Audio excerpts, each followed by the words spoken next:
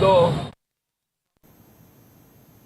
నాగర్ కర్నూలు జిల్లా కల్వకుర్తి నియోజకవర్గ పరిధిలోని వెల్దండెలో మంత్రులు Komatireddy Venkatreddy, Damodar Rajanarasimha, Jupally Krishnarao, Kalwakurthy MLA Kasireddy Narayana Reddy, Nagar Kurnool MLA doctor Rajesh Reddy పర్యటించారు. వెల్దండ నుంచి సిరసనగండ్ల వరకు నూతనంగా నిర్మించనున్న బీటీ రోడ్లకు శంకుస్థాపన చేశారు. కాంగ్రెస్ పాలనలో తెలంగాణ రాష్ట్రం అభివృద్ధిలో దూసుకువెళ్తుందని వెల్లడించారు.